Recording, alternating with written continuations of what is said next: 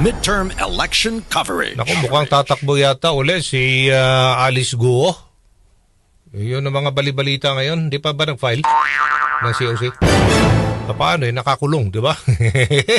Dahil kinumpirma yata, pwede na tawagan si Atty. David. Oh.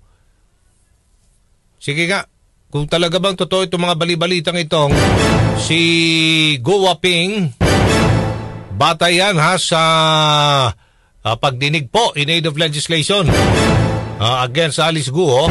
Sinasabi siya daw si Guo Waping ay tatakbo sa 2025 elections.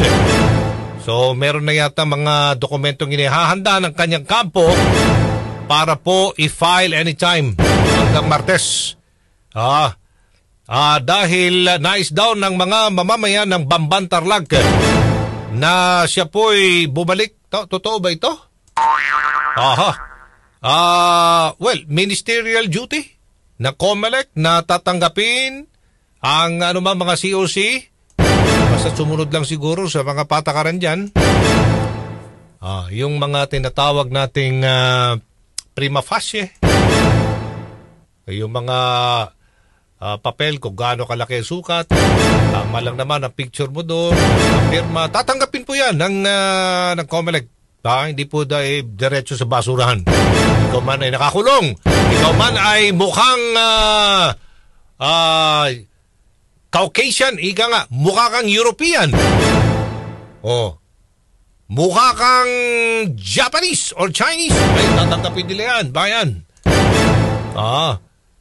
So kasi ministerial duty eh. Then after ng filing ng COC, tsaka pa nila i-ascertain kung ito ba'y qualified. Kung ito ba'y nuisance.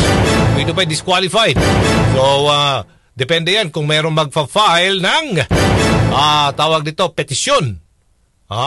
Sige, magugunit ang pinatalsik ng Office of the Ombudsman si Guo sa pagkalkalde dahil sa kaso pong grave abuse of discretion na may kinalaman nga sa Philippine offshore gaming operator itong Pogo. Si Aljo Bendijo sa DCXL At News. apat pang karagdagang kaso yata isinampa ng NBI laban sa kanya.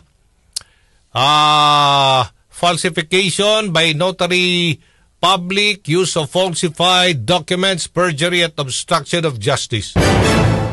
Meron pang 5 pang mga individual ang dawit sa kaso. Nako, nanganganib itong si Attorney Elmer Galicia. Baka madisbar. Yung abogado nagnotaryo ng counter affidavit ni Alice Guo para sa kaso niyang human trafficking. Nagugat yung kaso, matapos lumabas sa pagsusuri ng NBI na hindi si Guo ang pumirma alak sa kanyang counter affidavit. Ito ay batay na rin sa isinagawang scientific comparative examination ng NBI sa sample specimen signatures ni Guo mula sa mga original na dokumento sa Bamban at sa kanyang counter affidavit. Ito'y taliwas po sa testimonya ni Guo sa Senate hearing noong September 17 kung saan ay sinabi niyang pinirmahan niya ang signature page ng kanyang counter affidavit bago siya lumabas ng bansa noong Hulyo. Wala pang komento ukol dito ang kampo ni Guo. Sige nga, kunan natin ng comment ang kampo ni Alice Guo alias Guo Waping. Si Aljo Bendijo sa